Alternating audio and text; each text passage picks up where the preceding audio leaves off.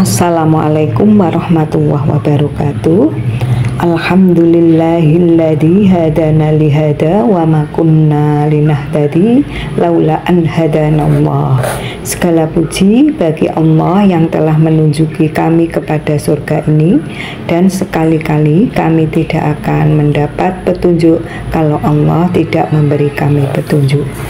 Syukur alhamdulillah kita panjatkan kepada Allah Subhanahu wa taala yang telah memberi kenikmatan hidup kepada kita sehingga kita masih bisa dipertemukan lagi walaupun lewat online. Semoga kita tetap dalam lindungannya, dijauhkan dari segala keterburukan dunia dan di akhirat. Tak lupa sholawat serta salam kita sampaikan kepada junjungan Nabi besar kita Muhammad Shallallahu Alaihi Wasallam. Semoga kita semua kelak dapat syafaat darinya. Allahumma sholli ala sayyidina Muhammad wa ala ali sayyidina Muhammad. Assalamualaikum ya Rasulullah. Saudaraku semua yang dirahmati oleh Allah Subhanahu wa taala, Al-Quran merupakan kalamullah yang diturunkan kepada Nabi Muhammad Shallallahu Alaihi Wasallam untuk kemudian dijadikan pedoman hidup bagi umat manusia dalam menapaki kehidupannya, sehingga tercapai kemaslahatan di dunia juga di akhirat. Al-Quran merupakan petunjuk bagi orang-orang yang bertakwa. Hal ini sesuai dengan firman Allah Subhanahu wa taala dalam surat Al-Baqarah ayat 2. Balikal kitabul la raiba fihi hudan lil muttaqin. Kitab Al-Quran ini tidak ada keraguan padanya, petunjuk bagi orang-orang yang bertakwa. Saudaraku semua yang dirahmati oleh Allah, sebagai umat muslim tentu kita sangat mendambakan derajat ketakwaan ini. Oleh karena itu, perlu menempuh berbagai ikhtiar guna mencapai derajat mulia ini. Salah satu ikhtiar yang dapat ditempuh adalah dengan memupuk rasa cinta kepada Al-Quran. Namun, sebelum itu, alangkah lebih baik kita coba mengenal kembali berbagai keutamaan yang terdapat dalam Al-Quran. Dengan mengetahui berbagai keutamaan Al-Quran, diharapkan kita dapat menjadi motivasi dalam memupuk. Kita bahas keutamaannya. Mari kita mulai dari kita tilawah, taklim, dan tadabbur Al-Quran. Yang pertama, tilawah Al-Quran. Tilawah Al-Quran adalah aktif dalam membaca ayat-ayat Al-Quran. Allah Subhanahu wa ta'ala telah menyuguhkan beragam keutamaan yang sangat bernilai bagi pembaca Al-Quran. Pertama, setiap huruf yang kita lantunkan memiliki bobot kebaikan yang sangat besar. Rasulullah Shallallahu Alaihi Wasallam bersabda, barang siapa yang membaca satu huruf dalam Al-Quran, maka dialah satu kebaikan dengan membaca tersebut. Satu kebaikan dilipat gandakan menjadi 10 kebaikan. Aku tidak mengatakan alif, lam, mim satu huruf, akan tetapi alif dimaknai satu huruf, lam dimaknai satu huruf, dan mim dimaknai satu huruf. Nah, sekarang kita bayangkan satu huruf saja, alif sudah dilipat gandakan menjadi 10 kebaikan. Apalagi jika kita membaca satu ayat, satu halaman, bahkan satu juz dalam sehari. Yang kedua, Al-Quran akan datang menjadi penolong bagi para pembacanya di hari berhenti kelak. Rasulullah Shallallahu Alaihi Wasallam bersabda, bacalah Al-Quran, maka sesungguhnya ia akan datang di hari kiamat memberi syafaat bagi pembacanya. Syafaat adalah pertolongan yang sangat didambakan oleh setiap muslim. Salah satu jalan mengerjakannya adalah dengan membiasakan diri dengan membaca Al-Quran. Selanjutnya adalah taklim Al-Quran. Taklim Al-Quran yaitu mempelajari kandungan isi ayat Al-Quran. Taklim Al-Quran juga diartikan dengan mempelajari tata cara membaca ayat-ayat Al-Quran sesuai dengan kaidah yang benar. Orang-orang yang mempelajari Al-Quran adalah manusia sebaik-baiknya. Besar keutamaan ini sebagaimana tergambar pada salah satu sabda Rasulullah SAW. Sebaik-baiknya di antara kalian adalah yang mempelajari Al-Quran dan mengajarkannya. H.R. Bukhari. Untuk yang selanjutnya yaitu tadabbur Al-Quran. Tadabbur Al-Quran adalah aktivitas berpikir serta menghayati ayat Al-Quran beserta dengan kandungannya. Kita dibimbing untuk memahami dan merenungkan isi-isi Al-Quran serupa dengan Allah Subhanahu wa Ta'ala yang berfirman, "Ini adalah sebuah kitab yang kami turunkan kepada kalian penuh dengan berkah supaya mereka memperhatikan ayat-ayatnya dan supaya mendapat pelajaran orang-orang yang mempunyai pikiran." Melalui aktivitas tadabbur Al-Quran akan menghasilkan keimanan dan ketakwaan. Hal ini yang menjadi pembanding antara orang-orang yang beriman dengan orang-orang ahli maksiat dalam menyikapi Al-Quran. Ibnu Qayyim rahimahullah berkata, memahami Al-Quran dan membayangkannya akan menghasilkan iman. Adapun jika Al-Quran sekedar dibaca tanpa ada pemahaman dan perenungan, yaitu tadabbur, itu bisa pula dilakukan oleh orang kafir, ahli maksiat, dan munafik. Di samping itu dilakukan oleh pelaku kebaikan dan orang beriman. Adapun manfaat atau keutamaan membaca Al-Quran yang perlu kita ketahui. Pertama, memperoleh pahala dari Allah Subhanahu wa Ta'ala. Dari kegiatan membaca Al-Quran, memperoleh pahala yang berlipat ganda dari Allah Subhanahu wa Ta'ala menjadi manfaat paling utama.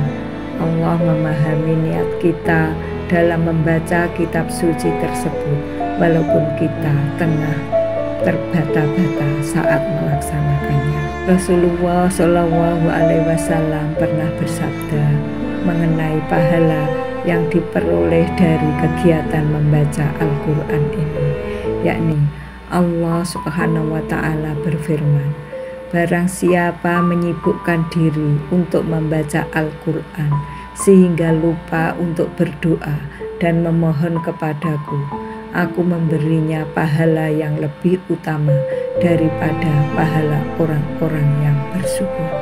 H.R. At-Tirmidzi.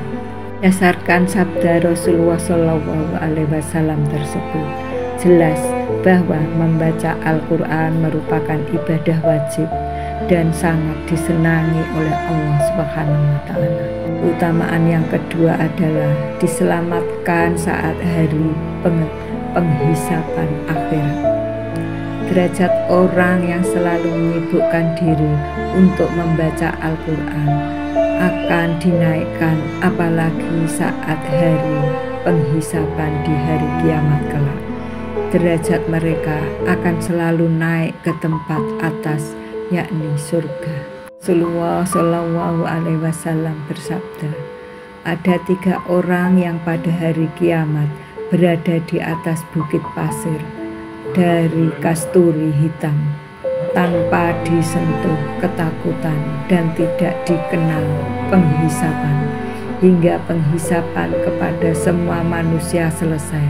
Pertama, orang yang membaca Al-Quran karena mengharapkan ridho dari Allah Azza wa Jalla. Kedua, orang yang mengimani sekelompok orang dengan membacanya dan mereka ridho kepadanya. Berdasarkan sabda Rasulullah SAW tersebut, dapat dikatakan bahwa seseorang yang selalu membaca Al-Quran dengan mengharapkan cinta dari Allah Subhanahu wa Ta'ala, maka kelak saat hari kiamat akan diselamatkan dari hari penghisaban. Tamaan yang ketiga, menjadi keluarga dan kepercayaan Allah Subhanahu wa taala. Dasarkan sabda Rasulullah Shallallahu alaihi wasallam yang berkata, ahli Al-Qur'an adalah keluarga dan kepercayaan Al-Qur'an. Dalam sabda tersebut, seorang ahli Al-Qur'an atau seseorang yang selalu membaca kitab suci Al-Qur'an akan menjadi orang keistimewaan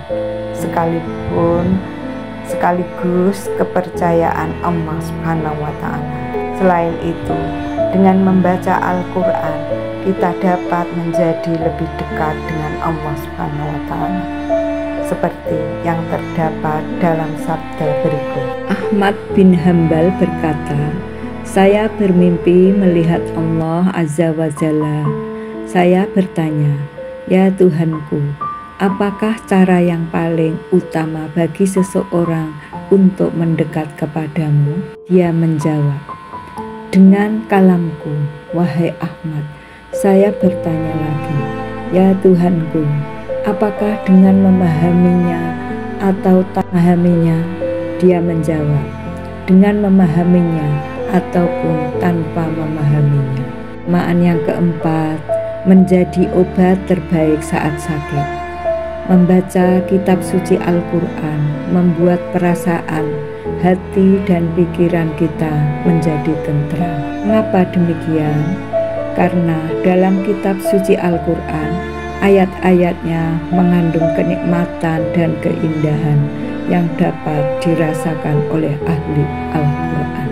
Imam Al-Suyuti dalam Al-Itqan berpendapat mengenai adanya 25 keistimewaan yang ada di sebuah kitab suci Al-Qur'an.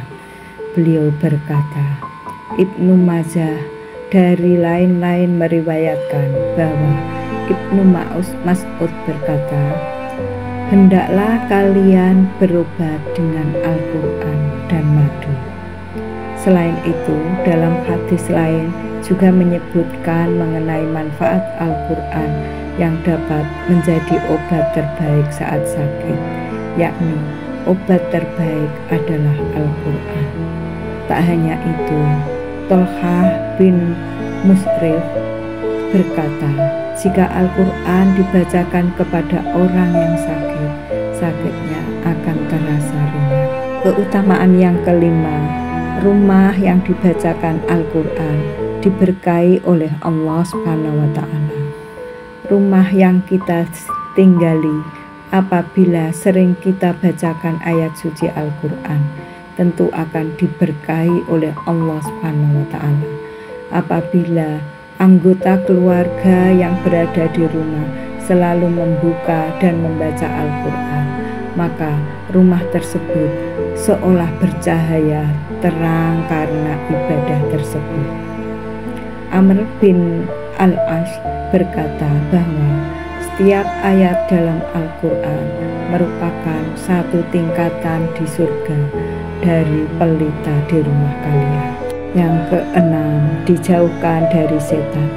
Setan atau jin merupakan makhluk Allah yang senantiasa akan mengganggu keimanan kita. Namun, hal tersebut dapat kita cegah dengan membaca Al-Qur'an. Abu Hurairah meriwayatkan bahwa jin pernah berkata kepadaku, jika kamu hendak tidur, bacalah ayat kursi. Dengan demikian, kamu akan senantiasa dalam lindungan Allah dan setan tidak dapat mendekat kepadamu hingga subuh. Rasulullah Shallallahu alaihi wasallam juga bersabda mengenai hal tersebut, yakni tentang hal ini, jin itu benar, padahal ia sering berdusta. H.R. Al-Bukhari. Selain itu, Abu Hurairah juga meriwayatkan sabda Rasulullah Shallallahu alaihi wasallam mengenai rumah yang tidak akan dimasuki oleh setan apabila kita rajin membaca Al-Qur'an, yakni rumah yang dibacakan surah Al-Qur'an tidak akan dimasuki setan. HR Al-Tirmizi. Kan ayat yang terkandung di dalam kitab suci Al-Quran juga dapat menjadi penangkal sihir atau kejahatan setan lainnya. Ibnu Battal bersabda mengenai hal tersebut di dalam Al-Mu'awwizat, surat Al-Falaq dan Al-Anas. Terkadang rahasia yang tidak terdapat dalam sesuatu apapun selain Al-Quran, sebab ia mencakup semua doa yang meliputi banyak hal yang tidak disukai seperti sihir, hasud, kejahatan setan, dan was-was. Oleh karena itu, Rasulullah SAW merasa cukup dengan surat tersebut. Keutamaan yang ketujuh, senantiasa mendapatkan perlindungan dari Allah SWT. Manfaat dari membaca kitab suci Al-Quran selanjutnya adalah kita sebagai makhluk Allah akan selalu memperoleh perlindungan darinya. Abu Hurairah radhiyallahu anhu meriwayatkan bahwa Rasulullah SAW bersabda, barang siapa membaca seluruh surat Al-Dukhan, awal surat dari Al-Mu'min hingga ayat Ilaihi Al-Mashir ayat 1-3 dan ayat Al-Kursi pada sore hari, ia akan terlindungi hingga pagi hari berikutnya. Barang siapa membacanya pada pagi hari, ia terlindungi hingga sore hari. HR At-Tirmizi. Keutamaan yang ke-8, membuat hati menjadi tenang. Kalian pasti sering mengalami hati yang tidak tenang, entah merasa was-was atau berpikir seolah akan ada hal yang tidak menyenangkan terjadi. Nah, supaya perasaan tersebut hilang, ada baiknya kita membaca kitab suci Al-Quran. Ibnu Abbas radhiyallahu anhu meriwayatkan bahwa Rasulullah SAW bersabda, jika kamu merasa was-was, bacalah ayat, dialah yang maha awal dan yang maha akhir, yang maha jahir dan yang maha batin, dan dia maha mengetahui segala sesuatu. Quran surat Al-Hadid 57 ayat 3. HR Abu Dawud. Yang ke-9, berisi ilmu pengetahuan. Ilmu pengetahuan yang berkembang pada zaman dahulu dan zaman sekarang, semuanya telah dituliskan oleh Allah Subhanahu wa Ta'ala melalui kitab suci Al-Quran. Ibnu Mas'ud berkata, jika kalian menginginkan ilmu pengetahuan, kaji dan pahamilah Al-Quran, karena di dalamnya terdapat pengetahuan orang-orang dari generasi dahulu dan generasi yang akan datang. Keutamaan yang ke-10 yaitu dikabulkan doa kita. Doa-doa orang yang sering kita minta kepada Allah Subhanahu wa Ta'ala, pasti ada yang dikabulkan dan ada yang tidak. Mengapa? Karena memang tidak semua yang kita minta kepadanya akan diberikan. Terkadang Allah Subhanahu wa Ta'ala memang menghancurkan rencanamu, supaya rencana yang telah kamu buat itu tidak menghancurkanmu di kemudian hari. Sa'ad bin Abi Waqqas meriwayatkan bahwa Rasulullah SAW bersabda, doa junun Nabi Yunus alaihissalam ketika berada di dalam ikan paus adalah, la ilaha illa anta subhanaka inni kuntu minadz dzalimin.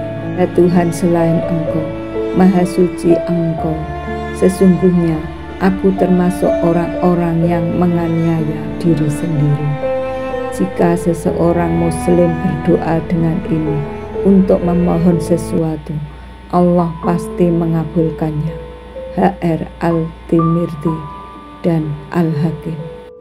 Apabila kalian semua ingin doa-doa yang kamu panjatkan kepadanya didengarkan oleh Allah Subhanahu wa Ta'ala, maka rajin-rajinlah membaca Al-Quran. Wallahu a'lam bishawab. Kurang lebihnya saya mohon maaf yang sebesar-besarnya. Allahumma inni as'aluka ilman nafi'ah wa rizqan thayyiban wa amalan mutaqabbalan.